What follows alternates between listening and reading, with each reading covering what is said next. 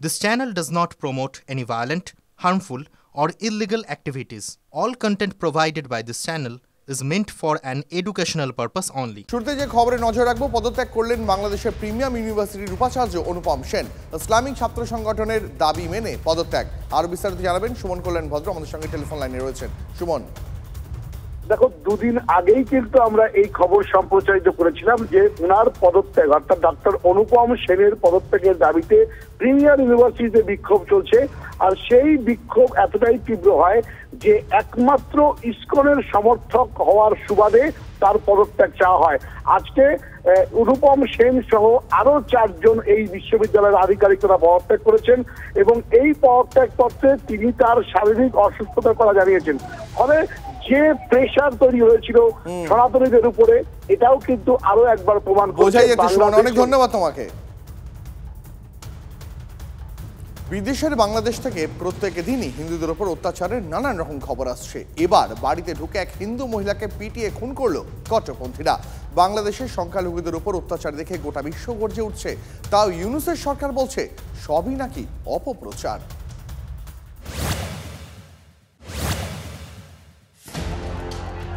প্রতিবেশী দেশে হিন্দুদের ওপর অকথ্য অত্যাচার দেখেছে গোটা বিশ্ব। সমালোচনার ঝড় বইছে, কিন্তু সংখ্যালঘুদের ওপর কট্টরপন্থীদের হামলা, বাংলাদেশে হিন্দু নিধন যজ্ঞ থামছে না। টাটকা উদাহরণ বাংলাদেশের খাগড়াছড়িতে বাড়িতে ঢুকে হিন্দু মহিলাকে পিটিয়ে খুন করেছে কট্টরপন্থীরা।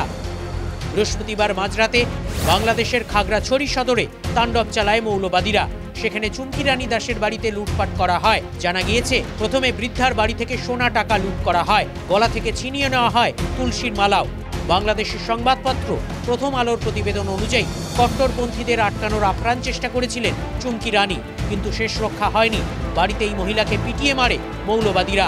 বাংলাদেশি হিন্দুদের ওপর এত আক্রোশ, সে দেশের তত্ত্বাবধায়ক সরকারের প্রধান মুহাম্মদ ইউনূসের প্রেস সেক্রেটারি TV9 বাংলাকে বলেছিলেন, কিছু আইসোলেটেড ঘটনা বাংলাদেশে ঘটেছে, আমরা অস্বীকার করছি না, কিন্তু এগুলোর অনেকগুলোই ছিল পলিটিক্যালি মোটিভেটেড। আমাদের বাংলাদেশের হিন্দু ভাই বোনদের অনেকেই আওয়ামী লীগকে সাপোর্ট করেন এবং আওয়ামী লীগের অনেকে বিভিন্ন জেলা উপজেলা কমিটিতে ছিলেন, তো তাদেরই কিছু কিছু ক্ষেত্রে তাদের উপরে অ্যাটাক হয়েছে। কিন্তু বাংলাদেশের সংবাদ মাধ্যম সূত্রে খবর, বছর 50-এর চুমকি রানী দাসের কোনো রাজনৈতিক যোগ নেই। তাহলে কট্টরপন্থীদের এই হামলাকে কিভাবে ব্যাখ্যা করবে বাংলাদেশ সরকার? পদ্মাপাড়ে সংখ্যালঘুদের ওপর হামলার বাস্তব ছবিটা তুলে ধরেছে বাংলাদেশের human rights support society. November মাসে ঘটা হিংসাত্মক ঘটনার তথ্য তুলে তারা জানিয়েছে, সংখ্যালঘু পুরুষ থেকে নারী ও শিশু বাংলাদেশে হিংসার হাত থেকে কেউ রক্ষা পাচ্ছে না। 30শে নভেম্বর গ্রেফতার হন সংখ্যালঘুদের প্রতিবাদের মুখ চিন্ময় কৃষ্ণ দাস। তারপর গত 5 দিন ধরে বাংলাদেশি হিন্দুদের ওপর হামলার খতিয়ান তুলে ধরেছেন সে দেশের আইনজীবীরাই। 5 শতাধিকের উপরে নিরীহ সংখ্যালঘুদের আহত করা হয়, শতাধিকের উপরে ঘর বাড়ি লুটপাট করা হয়, সেবক কলোনিতে আগুন জ্বালিয়ে দেওয়া হয়, নারীদের শ্লীলতাহানি করা হয়, বহু মন্দির ভাঙচুর করা হয়।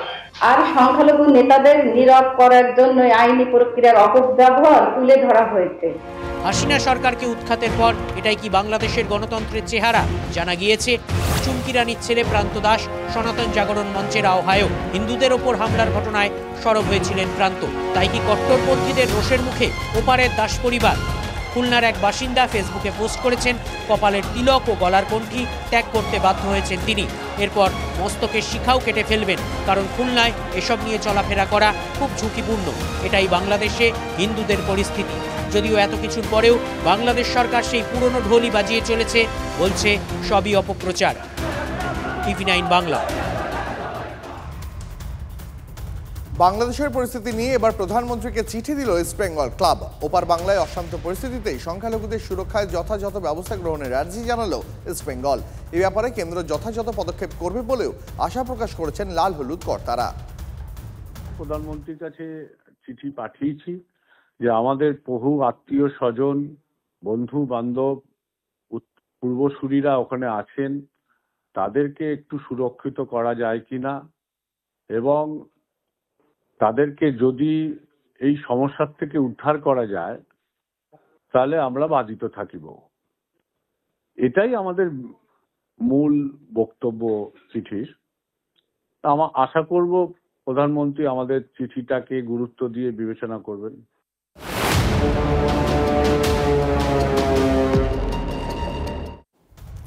বিচার পেল জয়নগরের নির্যাতিতা নাবালিকাকে ধর্ষণ খুনে মোস্তাকিনকে ফাঁসির সাজা শোনালো বারুইপুর পক্সো আদালত।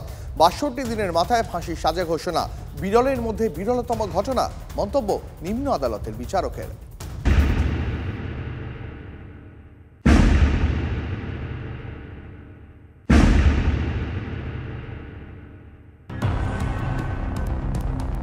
বাষট্টি দিনের মধ্যে ফাঁসির সাজা, বিচার পেল জয়নগরের নির্যাতিতা। তদন্ত ও দ্রুত বিচারে নজির। তিলোত্তমা ধর্ষণ খুনের ঘটনায় যখন গোটা বাংলা তোলপাড়, ঠিক তখনই ৫ই অক্টোবর শোরগোল ফেলে দেয় জয়নগর কাণ্ড। চতুর্থ শ্রেণীর ছাত্রীকে ধর্ষণ করে খুন, টিউশন পড়তে যাওয়ার সময় নাবালিকার এই মর্মান্তিক পরিণতিতে ফুঁসে ওঠে গোটা এলাকা। পুলিশের ফাঁড়িতে ভাঙচুর করে আগুন লাগিয়ে দেওয়া হয়। ৬২ দিনের মাথায় বিচার পেল নির্যাতিতা। ঘটনার পরেই গ্রেপ্তার হয় মোস্তাকিন সর্দার। শুক্রবার তাকে ফাঁসির সাজা শোনালেন বারুইপুর ফার্স্ট অ্যাডিশনাল ডিস্ট্রিক্ট জাজেস কোর্টের বিচারক সুব্রত চট্টোপাধ্যায়। এই ধর্ষণ হত্যা বিরলের মধ্যে বিরলতম ঘটনা, মন্তব্য বিচারকের। প্ল্যানেট কোর্ট এটা মেনে নিয়েছেন, মেনে নিয়ে এটাকে rarest of the rare case বলে ঘোষণা করেছেন। ওকে ডেথ সেন্টেন্স দিয়ে হয়েছে। কিডন্যাপিং কেসের জন্য ওকে যাবজ্জীবন দেওয়া হলো, আর ওর প্রমাণ লোপাট করার জন্য 7 বছর দেওয়া হলো। ৪ অক্টোবর থেকে খোঁজ মিলছিল না নাবালিকার। সেদিন গভীর রাতে উদ্ধার হয় তার দেহ। সেদিন রাতেই গ্রেপ্তার করা হয় মোস্তাকিনকে। আদালত ও আন্দোলনের চাপে পক্সো আইনে মামলা রুজু করে 7ই অক্টোবর সিট গঠন করে পুলিশ। 30 অক্টোবর 25 দিনের মাথায় চার্জশিট জমা পড়ে বারুইপুর আদালতে। 5ই নভেম্বর থেকে শুরু হয় সাক্ষ্য গ্রহণ। সাক্ষ্য দেন 36 জন। 5ই ডিসেম্বর অভিযুক্তকে দোষী সাব্যস্ত করে আদালত। 6ই ডিসেম্বর অভিযুক্তকে ফাঁসির সাজা ঘোষণা। কোনো ধর্ষণ এবং খুনের মামলায় মাত্র ৬২ দিনের মধ্যে অভিযুক্তকে দোষী সাব্যস্ত করে তার প্রাণদণ্ড, এটা পশ্চিমবঙ্গে আগে ঘটেনি। ধর্ষণ ও খুনের 2 মাসের মাথায় অভিযুক্ত সর্বোচ্চ সাজা পাওয়ায় খানিকটা হলো স্বস্তি নাবালিকার পরিবারে। মুখ্যমন্ত্রী আমাদেরকে আশ্বাস করে দিয়েছিল যে 3 মাসের মধ্যে ফাঁসির ব্যবস্থা করে দেব। উনি ওনার কথা রেখেছে, তার মধ্যে ফাঁসির অর্ডার হয়ে গেছে। শান্তি তো আমিও পাচ্ছি, যত তাড়াতাড়ি সম্ভব ফাঁসিটা দিলে আমি আরো খুশি হব। স্বাগত জানাবো। এক্সিকিউশন যত তাড়াতাড়ি হয় তত ভালো। লম্বা প্রক্রিয়া, যত তাড়াতাড়ি হয় তত ভালো। এত কিছুর পরেও দমতে নারাজ মোস্তাকিন। আমি কিছু করিনি, আমাকে ফাঁসাচ্ছে, আমি করতে চাই না, মেয়েরা সর্দার করেছে।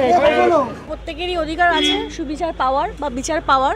আশা রাখছি আপার ফোরামে গেলেও আরো ভালো বিচার পাবে বা সুবিচার পাবে বলে আশা রাখি। বিচার পেল জয়নগর। আর আরজি করে তিলোত্তমা কবে পাবে?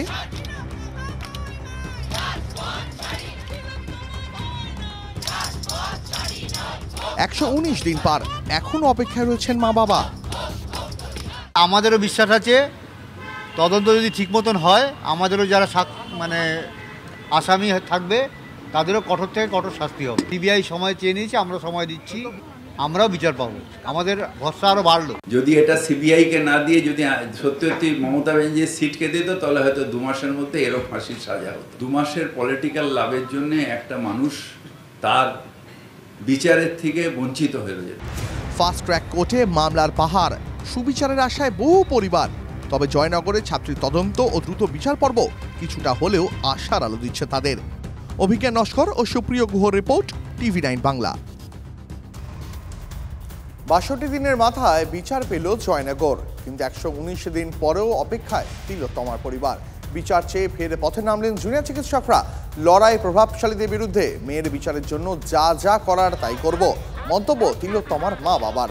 তদন্ত ঠিক মতন হলে দোষীদের কঠোর শাস্তি হবে বলেই তাদের আশা।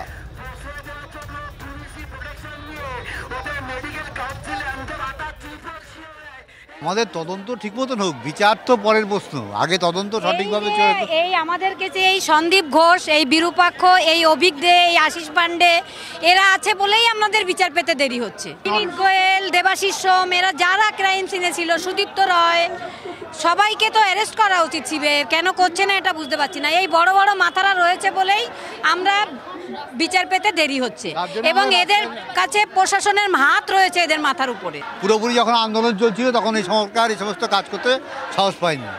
যেই আন্দোলন স্থিমিত হয়েছে অমনি সঙ্গে সঙ্গে তার স্বমহিমা ফিরে এসে অন্যায় কাজগুলো আবার শুরু করে দিয়েছে। সেটা যদি বন্ধ হয় তার জন্য আমরা আবার রাস্তা নেমেছি। আমাদের এখানে যে ধরা পড়েছে সে কলেজের প্রিন্সিপাল সন্দীপ ঘোষ, এটা মাথায় রাখবেন। ওই জন্যই আমাদের লড়াই বড় বড় মাথার সঙ্গে হচ্ছে। ওই জন্য প্রভাবশালীদের সঙ্গে, হ্যাঁ একদম প্রভাবশালীদের সঙ্গে, কিন্তু লড়াই আমরা ছাড়বো না। যে বা যারা অভয়ার বাবা মাকে ক্রমাগত বিভ্রান্ত করছে নিজেদের ধান্দায়, মুখোশধারী শকুন কিছু ধান্দাবাজ নিজেদের কেরিয়ার গোছাচ্ছে, ফেসবুক টুইটারগুলো দেখুন না নিজেদের। বিভ্রান্তিকর পরামর্শদাতাদের থেকে দূরে থাকুন। যদি কলকাতা পুলিশে আস্থা রাখতেন, এতদিনে আপনাদের মেয়ের ওপর যে অত্যাচার করেছে, যে খুন করেছে, তাদের ফাঁসির সাজা, তার ফাঁসির সাজা এতদিনে আপনারাও দেখতে পেতেন। স্বাস্থ্য ভবন অভিযান যে অযৌক্তিক নয় তা মেনে নিয়েছে স্বাস্থ্য দপ্তরও। দাবি ওয়েস্ট বেঙ্গল জুনিয়র ডক্টর স্ট্রন্টের। অভিক দে, বিরূপাক্ষ বিশ্বাসরা ওয়েস্ট বেঙ্গল মেডিকেল কাউন্সিলে কিভাবে পুনর্বহাল?